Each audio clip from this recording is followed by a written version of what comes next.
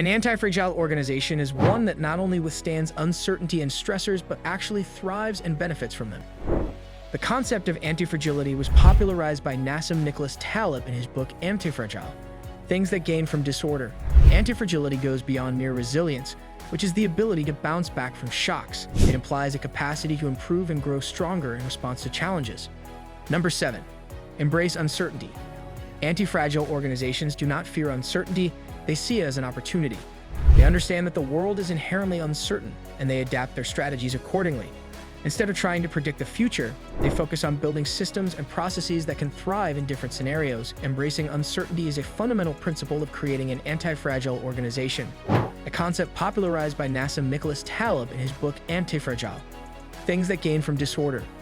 An antifragile organization is one that not only withstands uncertainty and disruptions, but actually benefits from them. Foster a mindset among your employees that embraces uncertainty as an opportunity rather than a threat. Encourage them to seek out new challenges, develop their problem-solving skills, and become comfortable with ambiguity. Number 6. Decentralization. Antifragile organizations often have a decentralized structure. This means decision-making and control are distributed across the organization rather than concentrated at the top. This decentralization allows for faster responses to change and a greater ability to adapt to local conditions. Decentralization is a key concept in the development of antifragile organizations, which are organizations that not only withstand shocks and disruptions but actually thrive and improve in the face of adversity. Decentralization involves distributing decision-making and operational responsibilities across various levels and teams within the organization. This redundancy ensures that if one part of the organization is affected by a disruption, other parts can continue to function, maintaining overall resilience. Decentralized organizations tend to have more efficient and diverse information flows. Information isn't bottlenecked at the top, and those closest to the action have the most accurate and up-to-date information. This allows for better decision-making in response to disruptions. Decentralization pushes decision-making authority closer to where the information and expertise reside. This can lead to more informed and context-specific decisions, especially in times of crisis. Decentralization can promote a culture of accountability, self-reliance, and learning from mistakes. When teams have the autonomy to make decisions and take ownership of their outcomes, they are more likely to develop a resilient and adaptive culture. Number 5. Redundancy. These organizations often build redundancy into their systems. Redundancy means having backup or alternative solutions in place so that if one part of the system fails, there are other mechanisms to compensate. This redundancy helps ensure the organization can continue to function even in the face of disruptions. Antifragile organizations introduce redundancy and decentralization in their systems and processes. This means having multiple backups, alternative suppliers, and distributed decision-making. Redundancy can help mitigate the impact of disruptions. Redundancy helps an organization bounce back from disruptions quickly. When one part of the system fails or encounters a problem, the redundant components can step in to maintain operations. This resilience is essential for an organization to remain functional in the face of unforeseen challenges. Redundancy provides flexibility and adaptability. It allows an organization to switch to alternative resources or processes when needed. This adaptability is crucial in rapidly changing environments where the ability to pivot and make adjustments is a competitive advantage. By having backup systems and resources in place, an organization can reduce its exposure to risk. This risk mitigation is especially valuable in industries or environments prone to volatility, such as supply chain disruptions, natural disasters, or economic downturns. Number 4. Experimentation. Antifragile organizations encourage experimentation and learning from failure. They understand that not all experiments will succeed, but each failure provides valuable information and an opportunity to improve. They view failures as a source of learning and innovation. Experimentation in the context of creating an antifragile organization involves continuously testing and adapting to stressors, uncertainties, and changes in the environment to not just survive but thrive. Antifragility, a concept developed by Nassim Nicholas Taleb, suggests that some systems or organizations can benefit from volatility and disorder, becoming stronger when exposed to challenges. Acknowledge that uncertainty and volatility are inherent in business environments. Cultivate a mindset that views challenges as opportunities for growth and learning. Distribute decision-making authority across the organization, empowering teams to respond quickly to changing conditions. Encourage autonomy and accountability at all levels. Number 3. Adaptive culture. An adaptive culture is a fundamental component of an antifragile organization. An antifragile organization is one that not only withstands shocks and disruptions but actually benefits from them. growing stronger and more resilient as a result. In the context of such an organization, culture plays a critical role in fostering adaptability and resilience. The culture of an anti-fragile organization is one that values learning, adaptability, and flexibility. It encourages employees to take calculated risks and rewards those who come up with innovative solutions to challenges.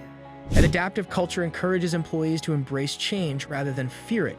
This mindset shift is crucial in an anti-fragile organization because it allows the organization to capitalize on opportunities presented by changes and disruptions in the external environment. Anti-fragile organizations have a strong emphasis on learning. They view failures and mistakes as opportunities for improvement. An adaptive culture promotes continuous learning, where employees are encouraged to experiment, take risks, and learn from both successes and failures. An adaptive culture values flexibility and agility in processes, structures, and strategies. It allows the organization to pivot quickly when necessary and adjust its course in response to new information or changing circumstances. Number 2, modularity.